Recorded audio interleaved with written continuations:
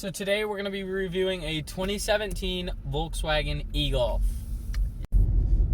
So let's start with some of our favorite features of the e-Golf. Some of our favorite little details that they have in the car. So the first thing I want to talk about are the daytime running lights. The daytime running lights are like a mixture of blue LEDs. They're towards the bottom, and I just think they look really good and they fit the electric car. Right, I totally agree. Other than that, one of my favorite things about this car is the rear camera system, how they've integrated their backup camera into the Volkswagen logo. It's really cool. Yeah, so when you go and you open the trunk, you actually pull the Volkswagen logo up, and it's just a trunk handle. You won't think anything of it. Right. But if you go and switch into reverse, you're going to hear a little sound in the background. And once you hear that sound, that's because the reverse camera is actually coming out of the Volkswagen logo. I think you're going to shut the door. Hold on.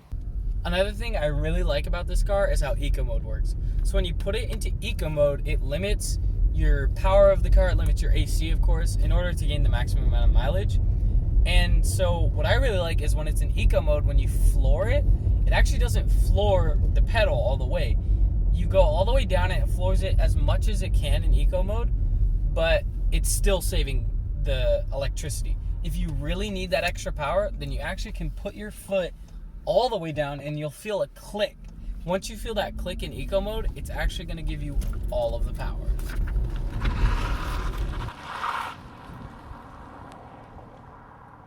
Alright, so to start us off with some stats, the e-Golf pushes 134 horsepower out of its electric motor, but that also comes with 214 pound-feet of torque at any time. That's including while stopped. Indeed.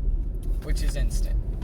Let off, 214 pound-feet of torque at all times. Which isn't a insanely impressive figure, but because it is electric, because you get it at 0 miles an hour, that's what makes it so fun and so cool. And there's a lot to do with that much torque at such low mile an hour. The e-Golf gets 144 miles on its electric batteries, which isn't too bad for an electric car.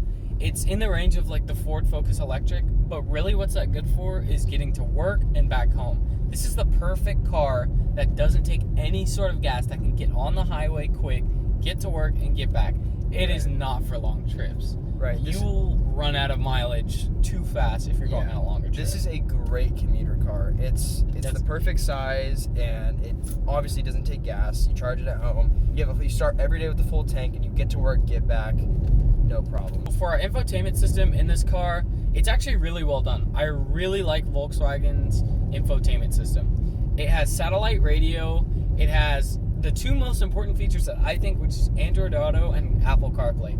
Pretty much everyone uses this these days on newer cars, and it's very good that this car has this. It's all you need for music, maps, calling, pretty much everything. Another really cool feature that this car implements, one of the things that it does in order to save energy, is it has a technique that it uses in order to heat the cabin called heat scavenging, to where it will bring in hot air from hotter areas of the engine bay, and it'll pipe them into your climate control, so that way it's saving energy from your electric motor, which also powers your car, and ultimately keeps everything running greener. So this car's regenerative braking is implemented in two ways. The first way is you being able to choose from level 1 to 3 how much regenerative braking you want. So it's down here on the shift lever. You can go left for 1, left 2 more times for regenerative 3, and then go right to turn off regenerative braking. The other mode it has under more extreme conditions when you need that extra charge is if you actually press the gear selector down, it'll do max regenerative braking at all times, which actually creates a system kind of like a one-pedal driving system, where I can drive with the pedal, and then when I let off the pedal, it's going to give a lot of brake, and it can actually come to a full stop. And it also flips on your brake lights when you do this, so everyone knows you're stopping. Right. So a big theme of this car is LED given it is an electric car. The map lights are LED. A lot of the things in the gauge cluster and the infotainment are all LED, as well as other interior lights. As far as the headlights go, they are just halogens. They decided to put halogens in an electric car that's all about LED lighting. Even the DRLs are LED and they look great, but the halogens kind of... They're lacking. They're cheap. Right. It's an odd thing to just not have LED lights. They cut that corner. Yeah. Okay, so we're getting up to speed now, and let me turn on the cruise control. Let me put it at like 45. So there is no cruise control. That's just stupid. That's... Not only is there no cruise control, there's also 0 buttons on the steering wheel. So yeah, there's no buttons on the steering wheel either. These are omissions that, frankly, for this new of a car are like, they're really unacceptable. There's no reason. There's no cruise control. Oh, it's an electric car. Well, I feel like that technology could be figured out. Right. So that's just dumb. Another sort of minor con, but it's a big deal to me, is the materials used, not only with the seats, but without the entire cabin.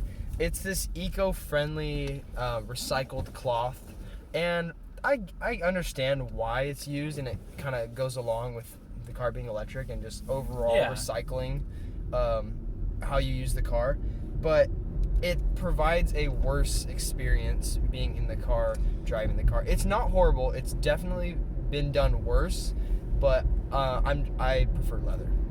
Yeah, I thought with these seats that are from all this sort of recycled material, I was like, wow, that's such a good idea. And then I sat in them.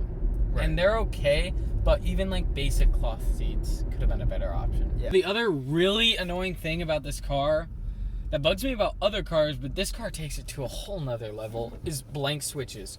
There are, count them, 1, 2, 3, 4, 5 completely blank switches right next to the gear selector. So something you're going to be looking at every single time you drive. Right. And the worst part about them, there's nothing you can fill them with. There was no option for these blank switches because it's really just the interior from the base Golf or the GTI, which has options here. But this Golf had no options to fill these switches, which is really disappointing, and it feels super cheap. So the other con I don't like about this car, and it's just a trend of modern cars, is the back windows don't roll down all the way. It's really annoying when you're trying to do the whole lean thing, and it's like you can't, and it's sitting on your elbow. Just make the door fit the window. The other con about this car, to be honest, is probably the handling. Although it's not a handling car, it handles really not very good. It's incredibly light. Like when I move the wheel, and that can be a good thing, especially people buying the car. Most people buying this car are just trying to get to work or just drive easy, and it's no big deal. There's a ton of torque steer when you gas it hard because there's so much electricity and the tires spinning, and it handles just really light. It's just super easy. And maybe if you really threw it in and went on some back roads and tried to turn it in as much as you could, it would give you some feedback. But really, the average buyer isn't worried about doing that. And now we're going to switch seats and see what Jordan thinks of the drive. Yep.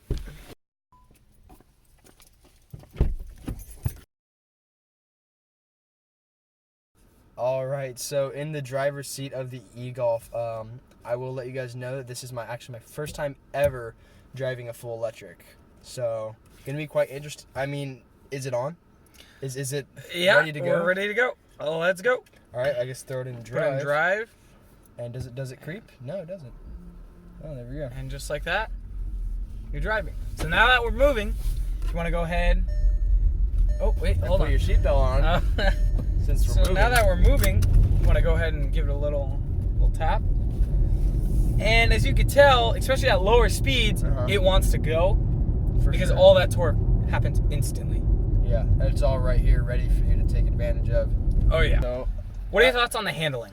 Because I said it was really light. What do you think? As far as handling goes, it handles like what I would call a normal person car.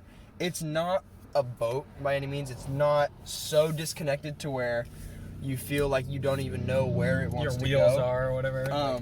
But it's definitely no handler. It doesn't have any sort of real connection with the ground. And it's just a very comfortable ride. It's not meant for anything else except for just being comfortable, which is the market of this car. If you wanted a more sporty drive with more sport handling, you get a GTI or a Tesla, or a Tesla, if you're going electric. Yeah, exactly. If you want to stay electric, then yeah, you would go Tesla. I mean, for a lot more money. But you'd get that sportier handling, tighter feeling, while this is much more looser around the turns, and it's just light. Yeah, which is comfortable. Right.